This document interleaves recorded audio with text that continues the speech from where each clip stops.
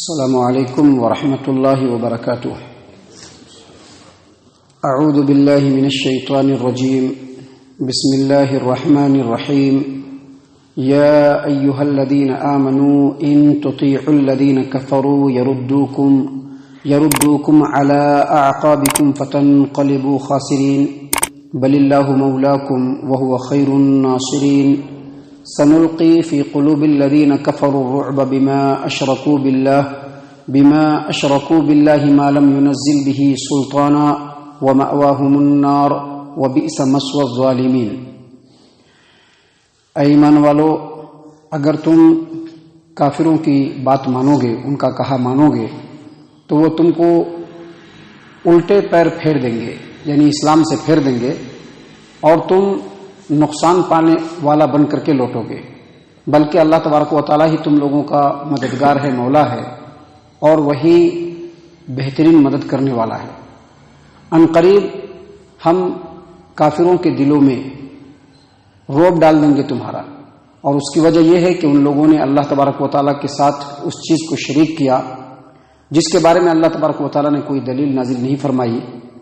ومأواہم النار، ان لوگوں کا ٹھکانہ جہنم ہے۔ وبئس مثوى الظالمین، اور ظالموں کا ٹھکانہ بہت برا ہے۔ معزز سامعین کرام، سورہ آل عمران سورہ نمبر 3، اور اسی صورت سے ابھی آپ کے سامنے آیت نمبر 149، 150، 151، یہ 3 آیات آپ کے سامنے تلاوت کی گئی، اور تینوں آیات کا ترجمہ بھی آپ کے سامنے پیش کیا گیا۔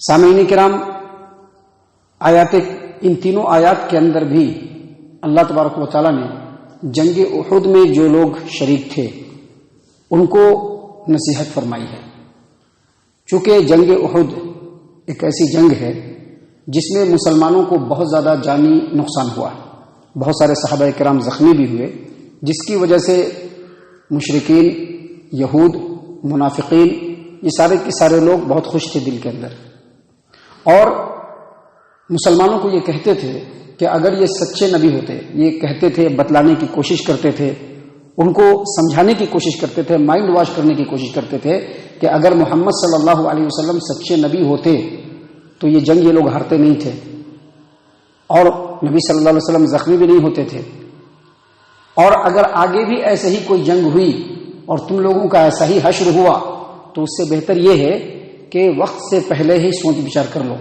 اپنا فائدہ اور نقصان سوچ لو کہ تم کو کیا کرنا چاہیے، اور مسلمانوں کو طعنے بھی دیتے تھے۔ اللہ تبارک و تعالیٰ نے آیت کریمہ میں اسی بات کو بیان فرمایا ہے کہ اگر تم کافروں کی بات مانو گے، ان کا کہا مانو گے، تو وہ تم کو پھر سے کافر بنا دیں گے، اسلام سے پلٹا دیں گے، نقصان اٹھانے والے بن جاؤ گے۔ بلکہ تم لوگوں کو یہ سمجھنا چاہیے کہ اللہ تبارک و تعالیٰ ہی تمہارا صحیح معنوں میں مددگار ہے۔ بل اللہ مولاکم، اللہ تبارک و تعالیٰ تمہارا، بلکہ اللہ تبارک و تعالیٰ ہی تم لوگوں کا ولی ہے، بلکہ اللہ تبارک و تعالیٰ ہی تم لوگوں کا سرپرست ہے۔ وہو خیر الناصرین، اور وہی بہترین مدد کرنے والا ہے۔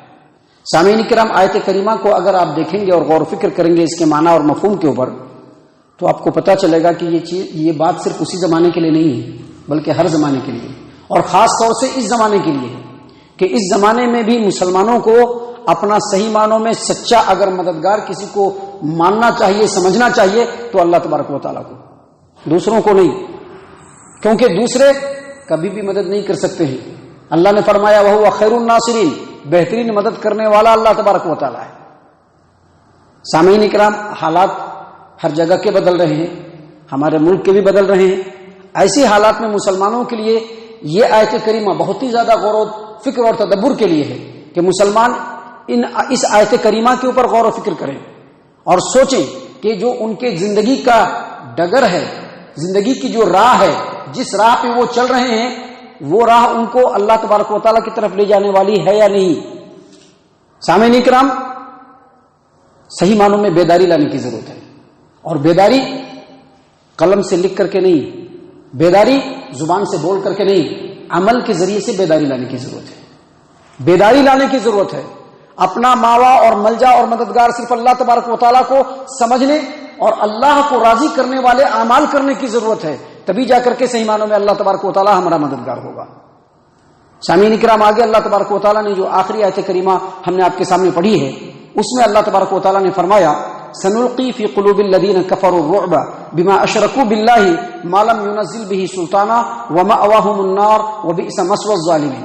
اللہ فرماتے ہیں جنگ بدر کے اندر، جو جنگ احد کے اندر جو لوگ شامل ہوئے تھے، ان لوگوں کو اللہ تبارک و تعالیٰ مخاطب کر کے کہہ رہے ہیں کہ ان قریب کافروں کے دلوں میں ہم تمہارا رعب ڈال دیں گے. کیوں رعب ڈال دیں گے؟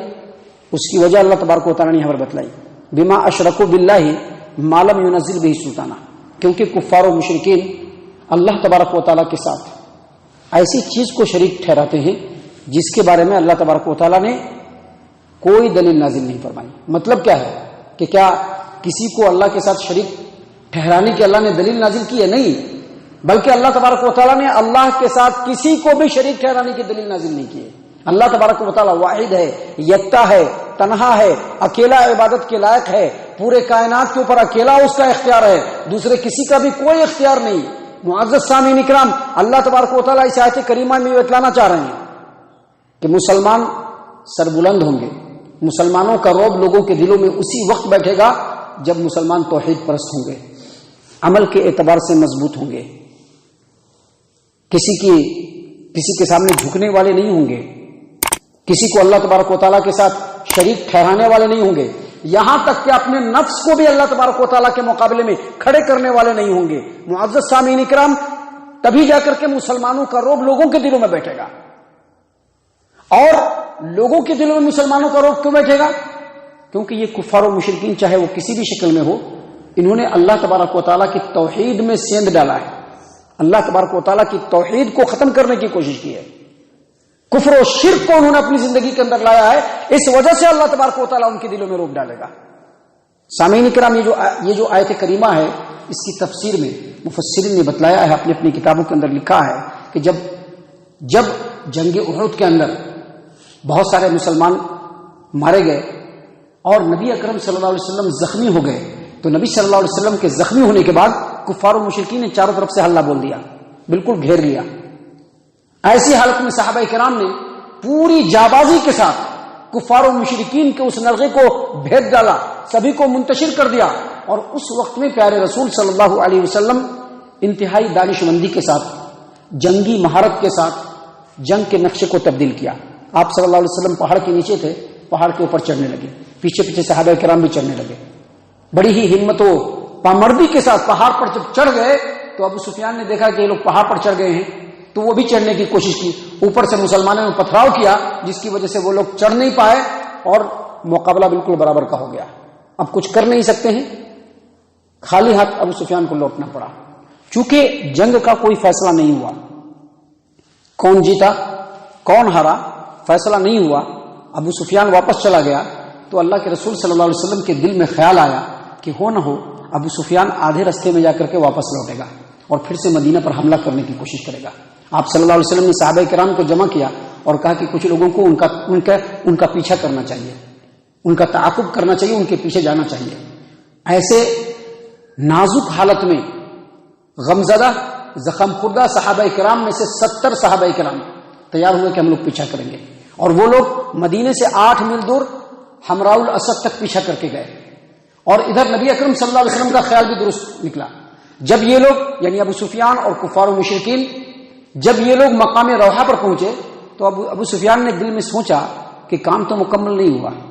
جو سوچ کر کے گئے تھے کہ مسلمانوں کا نام و نشان مٹا کر کے آئیں گے، کام مکمل نہیں ہوا. پھر سے وہی بات ہو گئی، جنگ آدھے پر رک گیا، مسلمان ہار نہیں پائے. تو پھر سے وہ پلٹنے کا سوچنے لگا. ادھر اللہ تبارک و تعالیٰ نے مسلمانوں کی مدد اس طرح سے کی. اور آیت کریمہ کے اندر جو بات ہے وہ اس طرح سے سچ ثابت ہوئی کہ ایک قبیلہ ہے، قبیلہ خزاعہ، اس کا رئیس تھا معبد الخزائی. ابھی مسلمان نہیں ہوا تھا لیکن مسلمانوں کا سپورٹ کرتا تھا. جب یہ حالت سنی تو وہ پیارے رسول صلی اللہ علیہ وسلم کے حال چال کو لینے کے لیے آیا کہ کیسے ہیں، کس طرح سے ہوا. جب آیا تو نبی صلی اللہ علیہ وسلم سے بات ہوئی تو آپ صلی اللہ علیہ وسلم سے مشورہ کر کے وہ پھر سے گیا ابو سفیان کے پاس. ابو سفیان نے سمجھا کہ یہ ہمارے ہی آدمی ہے، یہ تو مشرک ہے، یہ تو مسلمان نہیں ہے. تو اپنے دل کی بات بتائی کہ ہم لوگ جو ہے پھر سے حملہ کرنا چاہتا ہے مدینے کے اوپر. تو کہا کہ کیا بات کر رہے ہو، تم مدینے کی طرف جانا چاہتے ہو جبکہ پیارے رسول صلی اللہ علیہ وسلم نے ایک بڑے لشکر کو لے کر کے ایک بڑے لشکر کو تیار کر لیا ہے اور تم لوگوں کے پیچھے آ رہے ہیں. اور اس میں مدینے کے وہ مسلمان نوجوان بھی شامل ہوئے جو کسی طرح سے اس جنگ میں شامل نہیں ہوئے. جب یہ بات اس نے کہی تو ابو سفیان کے دل میں ایسا روب طاری ہوا کہ وہیں سے وہ واپس لوٹ گیا.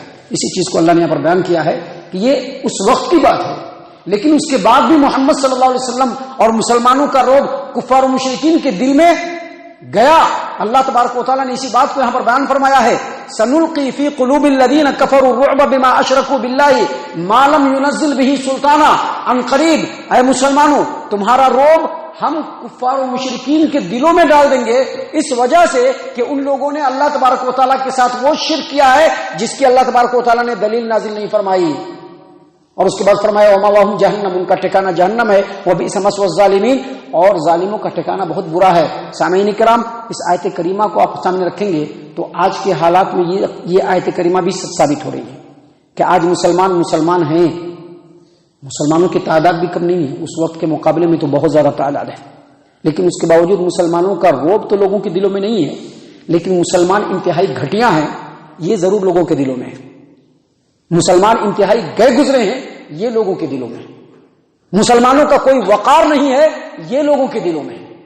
مسلمان اب صرف نام کے مسلمان ہیں یہ لوگوں کے دلوں میں ہے، اور روب وہی والا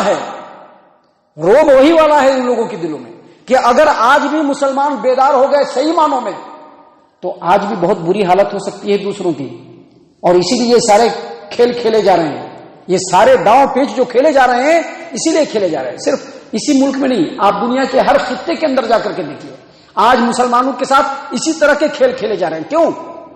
اس کی دو وجہ، ایک تو مسلمان اس زمانے میں ویسے تھے، ایک وجہ یہ ہے، اور دوسری وجہ کہ آج کا مسلمان انتہائی ذلیل اور رسوا ہو چکا ہے، اپنے استر سے گر چکا ہے، سوچ ختم ہو گئی ہے، عمل ختم ہو گیا ہے، کردار اور کیریکٹر ختم ہو گیا ہے، اللہ تبارک و تعالیٰ سے وفاداری ختم ہو گئی ہے، جس کی وجہ سے مسلمانوں کا یہ حال چال ہے. سامعین کرام، اسی لیے اللہ تبارک و تعالیٰ نے اس آیت کریمہ میں بیان فرمایا ہے کہ اگر مسلمان پھر ویسا ہی ہو جائے تو مسلمانوں کے روب اور دبدبے کو آج بھی دوسروں کے دلوں میں اللہ تبارک و تعالیٰ ڈالے گا، اور ان لوگوں کا ٹھکانہ تو ہر حال میں جہنم ہے جو بہت ہی برا ٹھکانہ ہے. اللہ تبارک و تعالیٰ سے دعا ہے کہ اللہ تبارک و تعالیٰ ہم تمام کو ان باتوں کے اوپر خوب غور و فکر اور تدبر کرنے کے ساتھ ساتھ ان باتوں کے اوپر عمل کرنے کی توفیق عنایت فرمائے. آمین. اللہ تعالیٰ ہم تمام کو صحیح معنوں میں پکا سچا مومن مسلمان بنائے، اللہ اور اس کے رسول صلی اللہ علیہ وسلم کی اطاعت و فرما برداری کرنے والا بنائے، صحابہ کرام رضی اللہ عنہم کے طریقے پر چلنے والا بنائے، جنت الفردوس میں جگہ عطا فرمائے. اے اللہ ہم تمام کو جہنم سے پناہ دے، اے رب العالمین ہم تمام کو جہنم سے پناہ دے، اے مالک الملک ہم تمام کو جہنم سے پناہ دے. آمین یا رب العالمین. وما علینا الا البلاغ المبین.